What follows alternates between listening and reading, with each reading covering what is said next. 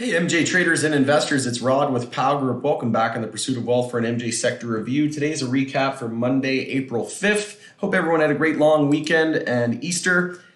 And in today's video, we're going to be discussing Mexico's cannabis bill clearing Senate committee and floor votes expected later on this month. So will this be the month that Mexico officially legalizes? We shall see. We'll look at some other news and events on the day, and we'll look at the Canada and US cannabis sector. So before we jump in, make sure to smash the like and subscribe to the channel. And just as a heads up, I am going to be traveling for the foreseeable future. Currently in Calgary, heading west, so I may spend some time in Kelowna, BC. Other parts of BC may head south of the border down to the States. We shall see where we end up, but benefits of being able to work from wherever there's an internet connection or a cell phone reception signal.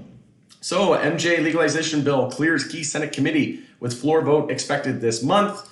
Illinois smashes MJ sales record exceeding 100 million in the month of March. We also saw Trulieve to purchase Pennsylvania medical cannabis retailer for 60 million. Cannabis producer Zenabis reports 70 million loss for 2020. This was just published. Not sure why they were so late on this one, but essentially interest expenses amounted to 23.8 million for the year. And by geographic area, Zenabis earned revenue of 55.6 million from Canada and 3.7 million from international exports. In 2019, Zenabis's Canadian revenue was 29 million and no money was made from exports. The company reported receiving 5 million in government subsidies last year, and they have the May vote on May 13th for the acquisition from Hexo, and they will acquire all of those Zenabis shares if approved and valued at about 235 million, and they had 5.7 million in cash. So everything's looking up in terms of Zenabis's and Hexo's future, in my opinion. Speaking of Hexo, also noticed a new product on the Alberta Cannabis website today, and House of Terpenes Valencine and Tonic. Not sure if I'm pronouncing that correctly, but Valencine combines the tart citrus flavors of grapefruit with a zing of ginger and perfectly balances them alongside the earthy notes of sage and mild sweetness of hops. Each sparkling tonic has 5 milligrams of CBD and 5, so 1-to-1 ratio there as well. And I cannot wait to try this. It's best served over ice, garnished with a wedge of grapefruit. So let me know in the comments below if you're excited to try this one. But generally, they come on here, they show up out of the stock, and then usually when they can order them, it shows up on the website. That's just by default shows up out of stock. So we should be able to see those sometime in the next couple of weeks. But looking very forward to that one, as I really, really love the House of Terpenes and love what they're doing.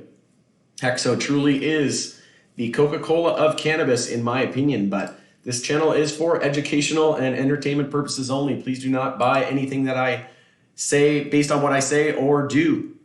Do your own research. All investments have risk.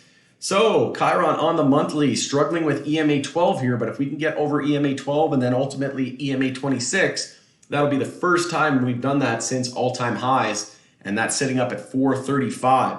And if we were to even just go back to recent all-time highs, that's about a 650% move from here.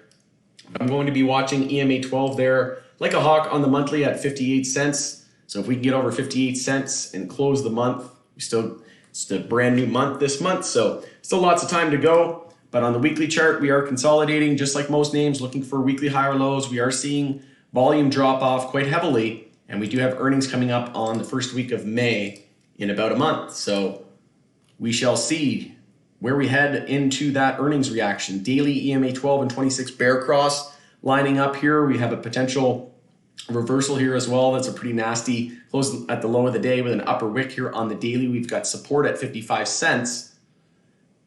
And taking a look at the weekly 10-week moving average, we have support at 55 cents. The stochastic is starting to cross bearish, but the MACD is still very, very bullish at the moment. So we have that 10-week moving average at 55 cents. I like Khiron for an entry. I took a position, and I may look to add on a test of 50 cents support, psychological. We also have the 10-week or the 50 weekly moving average here at 51. So a lot of support in that 50 cent region. We also have the 50-day moving average down at 52.9 cents. And we had a golden cross that occurred back here on the 18th of March. And we still have yet to test the VWAP on the weekly, which is down at 48 cents. So like I said, 50 cents should be nice support. And if we lose 50 cents support, then there's really nothing here till 41 cents when we had that double bottom and massive breakout and basically ran about 100%. So we'll see if this Mexico news and potential legalization this month can spark a fire under these bulls. But on the bull and bear list, we had Ian, BAM, KBEV. On the bear list, on the bull list, we had BioHarvest, TAUG, and CARA. Let's take a look at some of the major names here. So MSOS on the daily, we have a daily inside bar on watch. EMA 26 has been clear resistance, and the high of Friday we didn't get over at 44.68. So that is the most important short-term resistance. And then support at 42.60. And we are losing that here after hours. So it's a potential that we see daily consolidation, and with these upper wicks, not surprising, could be our daily lower high. We were in a daily downtrend. We broke that lower high pattern, but we need to change the daily trend and form a higher low. Bulls got quite a bit of room down until 38.80 to form a higher low.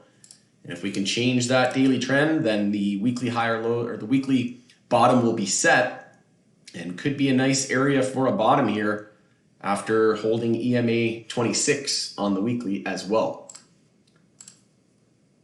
But we'll be watching for a loss of the hourly uptrend, and it looks like we could be confirming that hourly downtrend.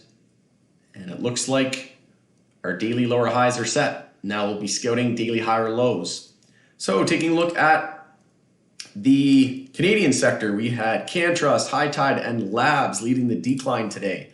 On the bull list, we had NSP, VLNS, RIV, PWR, OGI, and Hexo. Hexo had a nice green day today and was moving quite inversely to the market for the most part. Just taking a look at CGC. Daily consolidation underway, broke the low of Friday. Same with ACB. Same with APHA, pretty much everybody. Daily consolidation today. So again, just overall inverse to the overall broader market. And the Canadian MJ bulls not really proving anything lately and showing that we are not set up well if we do see any real S&P 500 weakness. But again, check out my video from earlier today on the broader market, but I'm essentially hedging my long-term MJ positions with a S&P 500 short and just added to that position a bit more today just to remain protective because, like I said, MJ is not set up well at all if we do see significant SPY weakness. And at this point, we're just scouting daily trend change attempts on most names. APHA scouting its daily high or low, and we'll look to got an equilibrium here as well on watch with a low, high, higher, low, lower, high. So we'll see which way this breaks.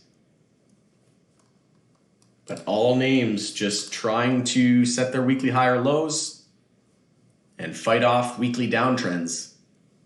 MSOS was in a weekly downtrend, but bulls are pleased with this bounce and weekly inside bar on watch as well. So that's pretty much all I have for you guys today. Thanks again for joining us on the Pursuit of Wealth for an MJ Sector review, and we'll see you tomorrow after market close. Take care, everybody, and talk to you soon.